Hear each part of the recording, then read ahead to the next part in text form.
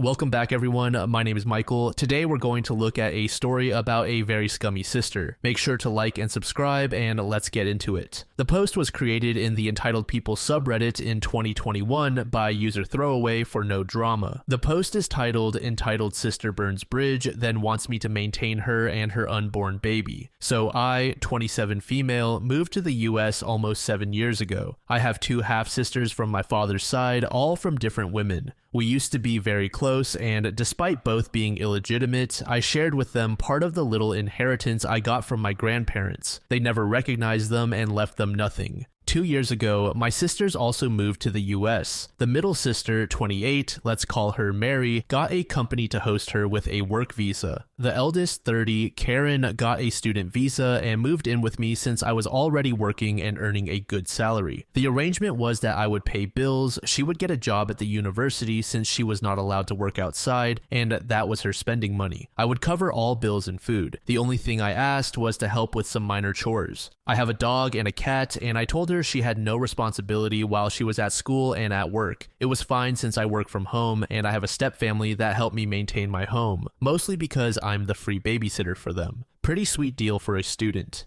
Well, apparently that wasn't enough. While she was in school, Karen met Ken. I knew Ken from the time I went to university. He's a creep, but I thought he was harmless. Karen was head over heels for him. I warned her that Ken had a bad reputation at the university, but she didn't care. She's a big girl, so I let it be, with the only condition that Ken was not allowed in my place. COVID hit and my hours were cut. Karen's school goes on pause and she loses her campus job. Because of all of this, we moved into a small apartment. I took a second job and did some freelance on the side. Needless to say, I had no personal life. I am dating someone, but he was also swamped with work and bills, so we barely met each other. During this time, Karen and Ken apparently got closer and he began to appear in the apartment. Karen was not part of my lease, but my landlord was very understanding. Ken began making really inappropriate comments about me. I am not a beauty queen, I just look a bit exotic, as Ken put it. I'm mixed race from the Caribbean, so I have a bit of everything, and somehow it all shows. Karen looks more like our father, he was of European descent. In all honesty, Karen is more attractive. I only look foreign in this little Intermountain region. Ken would go out of his way to touch me, and he was just invasive. I managed to stay in my room when he was around, or use the excuse that my pets needed a walk. I didn't know why, but Karen kept pushing for me to spend time alone with Ken. It will be good for you to bond with your future brother-in-law. They had only been dating 7 months at this point. Whatever, I didn't care. I found excuses to avoid it. In November 2020, I got a better position at my main career job, so I was able to quit my second job and have more time. I reconnected with friends and one of them asked me if I was okay. I asked why, and he told me Ken had been saying he was very close to getting me for personal time. I was not okay with that idea,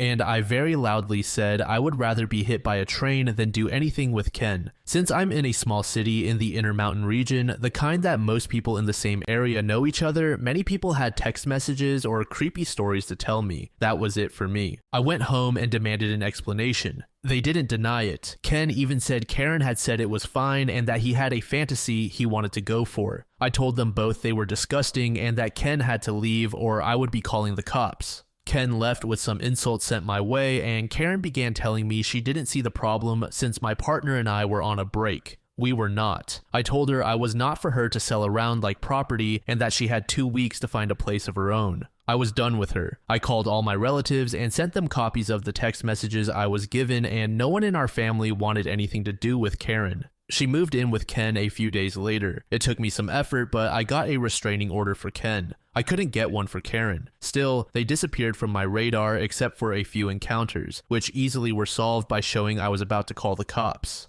Today happened and I had to hold back my laughter. Mary had kept tabs on Karen since they were sisters, and she messaged me with a notice. "Hey, Karen just called me. She's pregnant and Ken kicked her out." I just stared for a few minutes and responded, "That's sad." Mary knew and supported that I didn't care or have any intentions to help. Karen used Mary's phone to call me. She begged me to help since Mary only let her stay for a week before moving to another state. Said that she missed her little sister and had no one else to go to. She knows I have family health insurance and that I could do something like that for her pregnancy medical bills. This baby is a blessing, and I should want to help her raise it, meaning I pay for everything. I let her pour her heart out for 5 to 7 minutes, then said, "Nope." I ended the call. She tried calling again for a while, then stopped when I got a text message from Mary saying she had left her phone on the counter and she was sorry for the spamming. Most of my family agrees with me, even Karen's mom. The only one who disapproves is Karen's aunt. She's not my aunt, but I called her aunt anyway since I've known her for many years. She's been putting pressure on me most of the day. She only stopped when I told her one more message and that I would show her text messages to my stepfather, who is her landlord. I feel bad for the baby to a point. But this is one of those moments that all I can think is, this is not my circus and these are not my monkeys.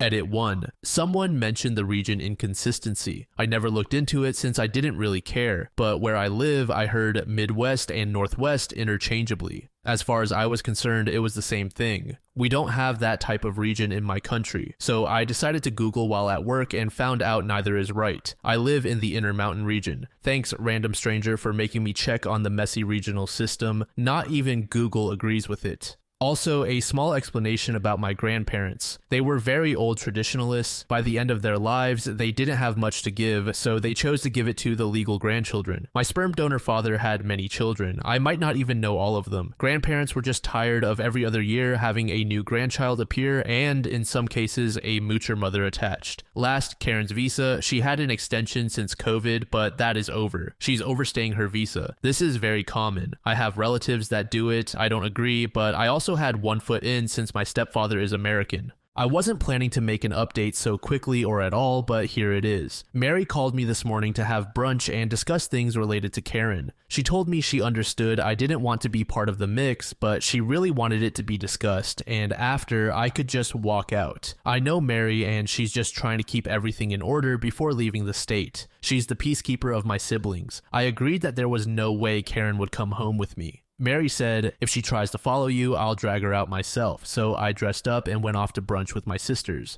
I'll skip the pleasantries and dumb, friendly family look Karen attempted. Once we were done eating and just having coffee, Mary set all the cards on the table. She explained she couldn't take Karen out of state because she was getting married to her longtime girlfriend and they could only afford a one-bedroom in her new city. She also said Karen was insane if she thought Mary would allow her to live with me even if she had the power to make me take Karen back in, and that Karen was lucky she even let her stay with her for the last few days. She told her the only reason we were doing this was because her mother had begged her to at least put Karen somewhere safe or find a solution for the pregnancy. So she turned to me and asked me, as the most stable financially, if there were anything I would be willing to help with. I might be an asshole for this. Feel free to roast me, but I basically said I would only give money for 3 things. 1. A termination and a hotel room while she heals from it. 2. A ticket back to their home country so she can live with her mother or aunt and get free healthcare. 3. A ticket to our eldest brother's home country so she can live with him because I know he will take her. I also said she had the option to put the baby up for adoption, but I would not be offering her a place to stay or a way to get medical care out of my pocket. I gave her some links to nonprofits she could use. Karen started crying, saying I was trying to take away her baby and being a bad sister, that a good sister would open up her home and help care for her baby, that I never deserved to have the money I have. Most of my money is from inheritance on my mother's side of the family, so not sure how she would have gotten anything, that my mother spoiled me because she had money. We did, because after our father left my mother and me with nothing, she made a company from scratch. She kept babbling and making a scene, then she said something that actually hurt me. You are just mad because you will never get pregnant. Yes, I happen to be infertile. No, I can't get treatment for it. It is what it is. I already accepted it, but it still hurts. Mary knew this was a low blow for me and basically told Karen one more stupid word like that and she'll be sleeping in the street tonight. I didn't cry or anything, just stared. Karen stopped her crying, muttering, and seemed to get an idea. She looked at me straight and told me to adopt her baby. I laughed at that. I told her she was insane if she thought I would adopt her baby. I don't want her in my life, let alone her ex. I don't blame the baby, but I have absolutely no intentions to be part of the child's life. I was about to go off on Karen just for even thinking I would consider that as an option, but Mary stopped me on time. She simply said to Karen, "You have the options she gave you, here are mine. You can get a termination, or you can go back to your home country. Either way, you can't stay here. You are not legal and your immigration status affects us if you were to live with us. I could lose my job and OP could lose her resident status. You have until next Friday to choose. If none of these options work, you will have to find your own solution without us. You are lucky I have an empty room for 1 more week for you to crash in, but after that I don't want to see you in person. We can keep in touch by Facebook or phone. You've lost the right to spend time in person with either of us. I just stared at Mary. She's very quiet and usually the most reserved of us, so this was not expected. Mary paid, didn't even wait for the change, and left Karen with enough to get a taxi home. Mary grabbed me by the arm and took me out. I didn't know how much I needed someone to just protect me for a change. I did cry a little on the way out from just pure relief that I had an older sister that still looked out for me. We decided to go for ice cream after, like we did as kids when bad things happened, and discussed our plans to spend holidays and vacations together. Mary's girlfriend also joined us for ice cream, and the whole time she just made jokes about how sad she was going to be without her moving table. She's much taller than me and it's a running gag with us. Thankfully, nothing too dramatic happened. Mary and her girlfriend are going to come later for dinner with me. Depending on how this mess ends, I'll try to update, but at this point, I think it's pretty much done. I'm not sure if Karen will take any of the options we gave her or just do her own thing. Regardless, I have no intention of putting my money into anything but what I said I would. And yes, Mary is my hero, if anyone is curious. Small edit, I got asked this in a chat and wanted to clear it up. Karen is not penniless. I gave her $10K at the start of the year when our grandmother passed away. That was her part of the $30K I was given. She's also been saving the money from her college job. I worked at the university about 4 years ago and I was getting $9 an hour. Her mom also sends her money. Unless she wastes all her funds, she won't go home without money. If that was the case, my brothers Mary and I would all give her something. She might be on my blacklist, but she is my sister at the end of the day. OP later provided a third post titled, "Karen has made her choice. Final update." However, this would not actually be her final post. The short version of the events leading to this is Karen's living rent-free with me when she started dating a creepy guy. Her boyfriend wanted to follow through with a fantasy that involved my sister and me in a very disgusting activity together, and Karen was all up for it and volunteered me without my knowledge. I kicked her out, she moved with him and got pregnant, and he kicked her out. She wanted me to take her in and maintain her and her baby. My sister and I gave her the options and told her she would not live with either of us long term.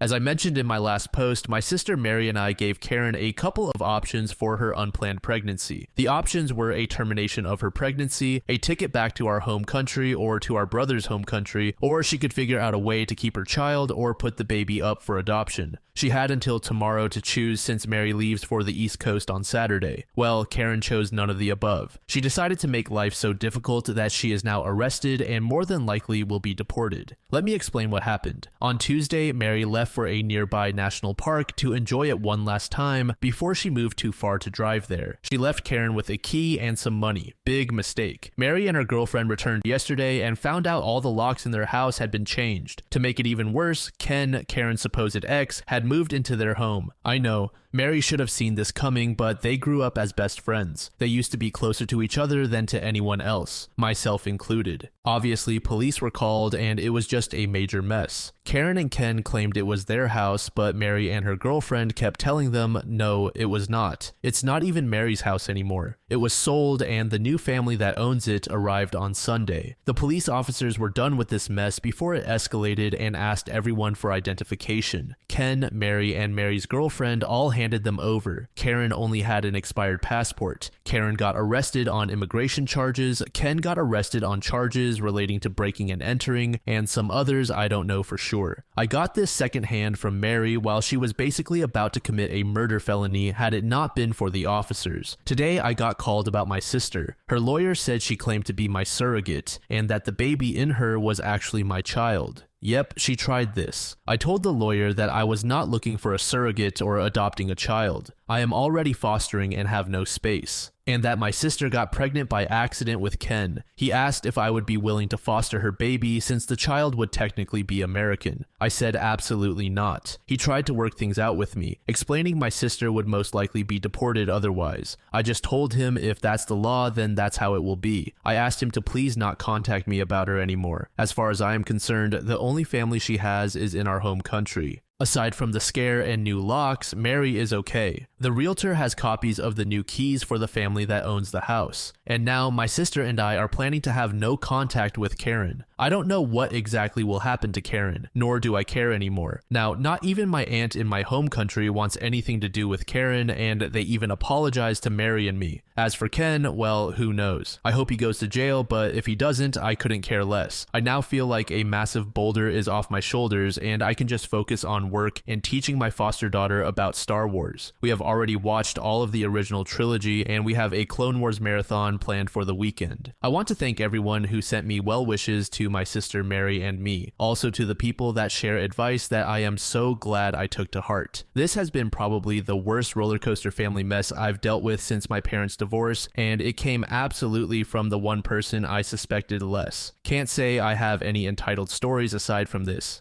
Karen was once actually a very good sister, but I guess when money and comfort are involved, people change. A small update that isn't worth a new post. Karen was offered to leave the US willingly, and she will face no negative effects on her status. She called my mom to see if she could convince me to give my sister the money for the ticket. Mary and I agreed to pay the ticket on the condition she never again contact either of us. Her mom is aware of this and basically told me that Karen will have to find a job within the month she arrives, or she'll be in the streets. As for lawyers and stuff, I have my own immigration lawyer aware of the mess, and he told me the only way the surrogate ploy would work would be a DNA match or a contract. None of that is around, so I'm safe. Mary booked Karen for her trip back on Friday, and good riddance. About a month after that post was made, another one was created. This one is entitled Sister Strikes Back. I almost made it to a month without hearing from my half-sister, but you were right. This might never be over. Also, funny enough, dear sis found my post and sent me a scathing email before I blocked her, but that's not a big story. This one, however, pisses me off, so as I posted before, my older half-sister Karen was forcefully, but not really, removed by immigration after going insane and trying to get squatters' rights on a sold house that used to belong to my other half-sister Mary. And she was escorted out, so I know she left. Things were calm for a while when I focused on my 4-year-old foster daughter. Let's call her Lily. Lily's mom is one of my oldest friends. She gave birth in the US, but Lily's father is not American and unfortunately passed away when she was a baby. My friend was asked to leave the US to do her immigration process off country since she has no one to claim her aside from a minor child. This sadly means that she probably won't be able to come to the US until Lily is 18. Because our home country's education system is really bad, she asked me if I could take Lily. By this point, I had already kicked Karen out, so I had an extra room. I told her it was okay if it was in Lily's best interest. Lily and I are tight as thieves, and she's always seen me as her crazy fun aunt. It took a while, but Lily's guardianship was passed from the state to me 3 weeks ago, and just in time for Halloween too. We are skipping trick-or-treating this year due to the pandemic, but Lily still wanted to dress up as a Sith. My mom was incredibly happy to have a foster grandkid, especially since Lily actually doesn't have any other grandparents, so she sent her some fairly fancy Star Wars props. Obviously, we got her dressed up in her Sith outfit and had a mini photo session for grandma, and my mom posted the pictures on Facebook so Lily's mom could see them easily. My family and friends went crazy with how adorable Lily looks. She says she's not cute, she's Sith. And then Karen strikes back. Mom forgot or decided not to block Karen, and when my half-sister saw Lily's picture, she had some of her best hits, such as "My 4-year-old looks fat. She's ugly and clearly going to grow up to be a She looks like a word I can't say even in writing, but it's the word starting in N. She was called out and told kindly to return to the darkness. But then she started to call my mother every hour, asking for money, asking how to contact me, and telling her she was wasting money on a kid who was not really her grandchild, and that she should give her the money for her kid. Karen is not my mom's daughter. Well, eventually, my mom figured out how to block her, and Karen got to me through a school friend. She sends not one, not two, but a 16-page long list of demands, or she will sue me. One was getting rid of my foster daughter so I could adopt her baby. Another was an apartment I shared with my cousins left to us by our maternal grandmother. She also wanted $500K plus my dog and my cat. Oh, and I need to get her back into the US. There's still more, most of it completely delusional. I sent a copy to my lawyer to try to pursue a no contact order in the US. Can't do anything in my home country, but I did forward another copy to our relatives, including our eldest brother. He just said to me he'll take care of it. For the record, I am not taking Karen's kid in, even if I didn't have Lily. Her ex was recently released and has already caused problems for other people. Luckily, he's keeping away from me. And to clear something up, Karen isn't penniless. I divided with her and Mary a $150K inheritance in equal parts. She also got money from her stepfather when he passed. In our home country, she's actually well off. The only reason I never charged rent or asked her for money was because I knew the tuition price was going to be very high and didn't want her to have to take a loan like I did for a time. So just as I thought the story was wrapping up, there were actually several additional posts. The first one is titled, "Ken is back and now he's stalking my foster daughter. At this point, I'm just posting to vent out. But god damn it, now my kid is the one getting problems, and I am one step away from saying it and just quitting my job and leaving the state." So as people who've read my previous posts about my sister and her creepy boyfriend know, Ken is a creep who has tried to get both my sister and me to have sex. I absolutely refuse to even be in the same room as that slime for more than a minute, but even with a no contact order, it doesn't seem to hit. After being arrested and released, Ken had all but disappeared. My foster daughter Lily has become my full focus as I work to get her settled. I've even been looking into moving from my current apartment to a small house with a yard for her, and Lily is involved in the search by giving her opinions. She's also going to kindergarten, of course, and is doing well. There are still some adjustments to all the changes, and she misses her birth mom, but we already have plans to visit her during spring break when I can get time off. Today I asked a mom, Tina from kindergarten, if they would be able to bring Lily over. She was okay with it, and I gave her some money as a thank you so she and the kids could have some McDonald's on the way back. She called me in a panic around the pickup time. Apparently, the teachers noticed a man trying to talk to Lily, but their security scared him off. Obviously, the original plan went out the window and I left work early to go to the school. Lily told her teacher and me that the man said he was a good friend of mine and had something for me. He asked her if she would like a ride home with him so he could surprise me. Thankfully, Lily was more interested in a Happy Meal and said no. The teacher and I were horrified and the school cameras were immediately checked. They brought me a picture. Even though it was low quality, I am very sure it's Ken based on the picture and Lily's description. The school promised me they would reach the police and give them the security cameras video, and I also went to make a report on the incident. Since I wasn't there and Lily didn't get a name, they took it as a John Doe event until after they investigated. I am just terrified. With Karen gone, I thought Ken would leave me alone, but now he's targeting my 4-year-old. I am just terrified thinking about all the horrible outcomes if my child had not been more interested in fast food than in whatever Ken was offering. I set a rule with the school that only I, my boyfriend's mother, or Tina and her husband, who I trust, can take Lily out of the school. Lily is now scared since she picked up on my own panic. We had a good talk about strangers and bad people and why she should never go with someone she doesn't know anywhere. I'm getting Lily a cell phone tomorrow at first light and she's staying home at least until Monday. I'm stressed and now I need to figure out either a safer place to live in this area with my job and my boyfriend, or if it's better for me to move to Florida with my parents. I really don't want to do either, as it means a long distance relationship or breaking up with my partner of 6 years and quitting a really good job. Edit 1. Something to add is I can't just pack bags and move out of state on short notice. I'm still finishing the process to become Lily's full legal guardian, her birth mom's idea, and we already talked with Lily about what that means. It's very difficult to move with a foster child as you have to get permission from the state and qualify to foster in your new state, and in the meantime, your foster child might be taken away. I won't put Lily through that. If all goes well, I'll have guardianship by February 2022. Update that wasn't worth a new post. I wanted to thank all the advice and well wishes for me and Lily. I wanted to make sure people knew we're okay so far. I took into account the idea of using a password. Lily, her teacher, the people I trust with her safety, her caseworker, and I are the only ones who know it. I've also set all my social media accounts to private and removed Karen and anyone who I suspect has contact with either Karen or Ken. This means a lot of family, unfortunately, but I won't risk it.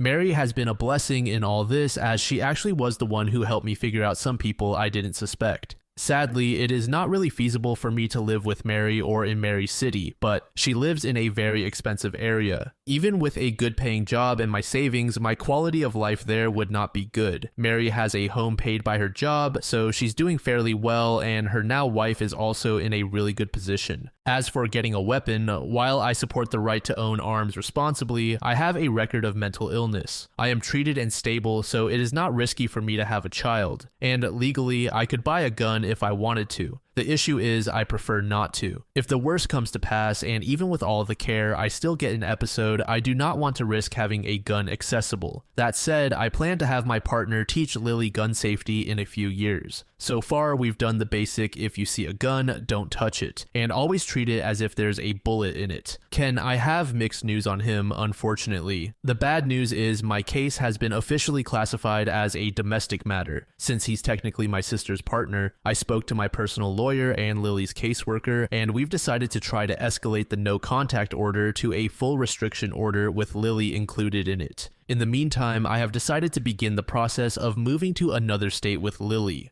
Her caseworker is going to help me get the necessary permits. With them, I will be allowed to take her to a new residence out of state until we finalize the adoption. My partner and I will be moving together, and I have been allowed to completely work from home. I saw Ken when I was walking my dog in an area I found odd to see since it was a dog park specifically for dogs that do agility. So it is rare to see people without pets. There are some bad rumors about Ken lately in town, worse than his usual flings, so maybe by the time I leave, he won't be a problem. I have made sure only to tell my landlord and Lily's school of my departure. The plan is to leave in a family visit type of scenario. We will stop in Florida for Lily to have Christmas with my parents and step-siblings, then drive for a few days on a cross-country trip to our new home state. My partner will take my dog and cat ahead to prepare the new place. Lily is getting to choose how we decorate, paint, and design her room since we're renting to own, and the new landlord was more than happy to indulge in having one room altered for Lily. There's also a big yard, so we're already considering new projects.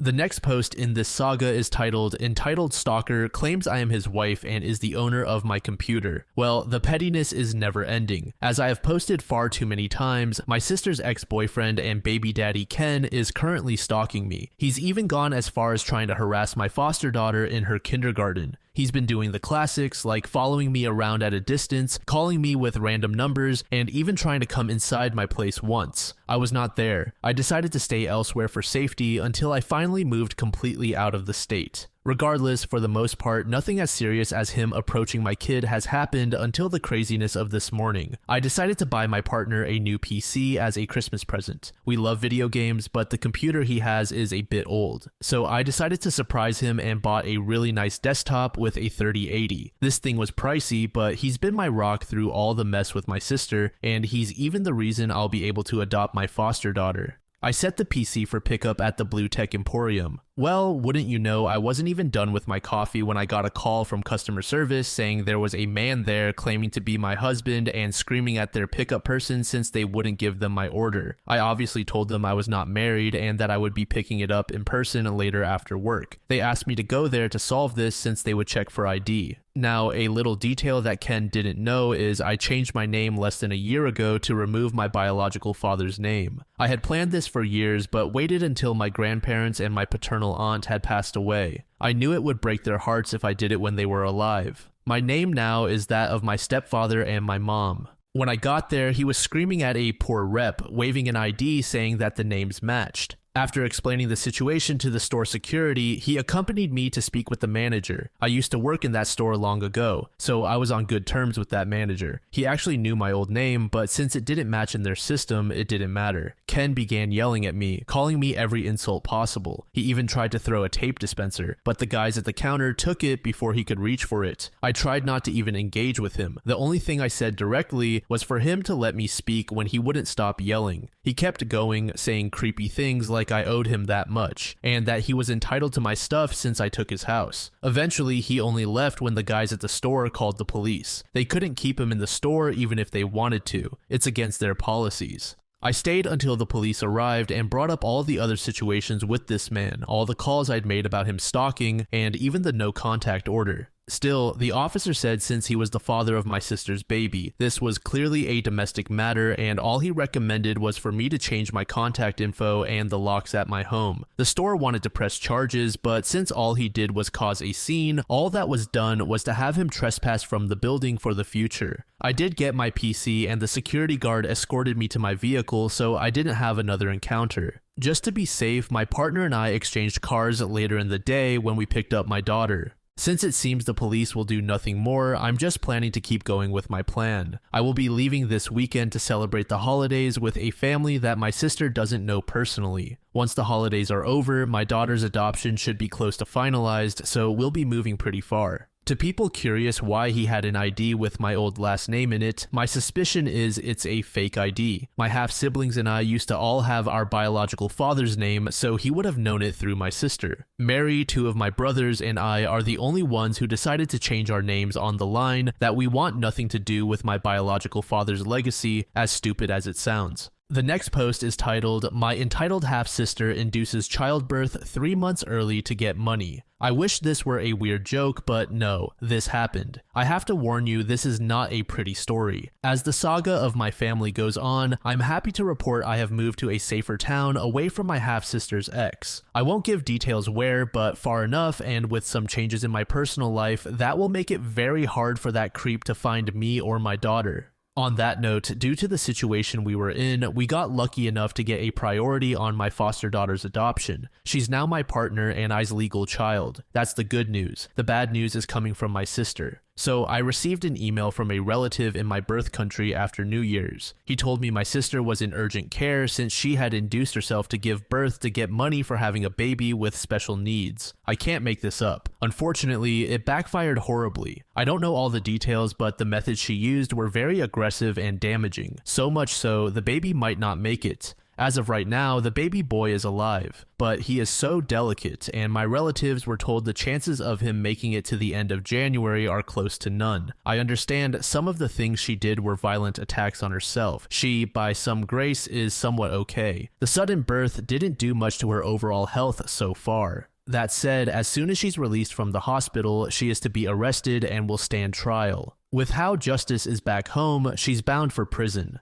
Highly religious people don't take this kind of behavior too kindly. If the baby survives, the government will take him in. They consider my sister far too much of a risk to even grant custody to relatives. Not even distant or partial relatives in other countries have been considered. That's also not counting on the possible lifelong treatments that poor little one is going to need. From what I was told, he has a high chance of neurological damage and more than likely will need special care for life. And right now, he is so weak that they have to tube feed him since he can't actually drink, not even from a bottle. I want to make something clear, and if I sound curt, it is because I'm very much pissed off. I offered her a termination, not because I believe in that procedure, but because I didn't want a child to be born to suffer. No child deserves what happened to this baby. Needless to say, my ex-sister has lost not just her parental rights, but any support or affection the family had. I sent a letter to her mother to be delivered to this woman, telling her that she is no family, and if she ever messages me, I will block her. Even siblings I don't get along with agree with me. I feel ashamed that filth is even partially related to me. I wish I could put all my thoughts here, but my anger makes me irrational now, so I will focus on settling into my new home. I wish I had a happy joke to ease things, but there isn't. That woman has ruined so many lives, I can't imagine where she got it from. Not even our garbage father was this bad. Small edit, I wanted to post this before bed, but took me a bit to figure out the wording. I really appreciate the well wishes and hopes for the recovery of the child. I do too. The thing is, I don't see him as my nephew and would rather not get it mixed up. It's not to be callous or mean. I am just trying to avoid getting emotionally attached. We've already been told our family, extended included, will be no contact if he pulls through. He will be taken to the comparative to foster care and placed with a family in a closed adoption. We aren't even allowed to see him. All news we get are hospital updates out of charity. I did call to check if there were any updates, and other than my sister being finally released from the hospital and going straight into a cell, nothing had changed. The little one is still fighting, so hopefully he'll get through and he'll be given to a family that deserves him. Right now, that monster I'm related to is looking at 10 to 20 years penalty, and she'll have to represent herself as no one will pay for a lawyer and we don't have access to free lawyers like the US. And I want to point out, prisons where I come from are no resort. They are overcrowded, unhealthy, and underfunded. It was worse when I was a kid, but I know for a fact they are not much better. So I'm more than sure that if she's convicted, she is looking at least a decade in horrible conditions, and I feel absolutely no empathy for her. Second update, I just wanted to post that unfortunately the little one didn't make it. He passed away early today. His grandmother was given permission to take care of the funeral and my siblings, and I will be sending her money. We are low-key discussing bringing her to live in the US with my mom and her husband, as she is close to my mom and won't have to be alone being judged for what her daughter did. I don't think I can update more for a while, at least until I know what will happen to that woman who now is absolutely bound for jail. OP did go on to provide 2 additional posts about other entitled family members she's in contact with, but we will skip over those and take a look at the final post that OP made about her sister. This post is titled, "My Entitled Sister Got Away with Murder." So, been a while since I posted, I've been busy with a lot of changes, and to be sincere, my horrid sister was last on my mind. This isn't a great update, but to shorten a lengthy story, my sister was arrested for causing injuries to her unborn baby. He was born premature and with severe physical damage. She was fine. Unfortunately, the baby boy didn't make it and died a bit after being born. A few days ago, my uncle called to let me know my sister somehow managed to get all charges dropped, except for a minor charge related to making a fake police report.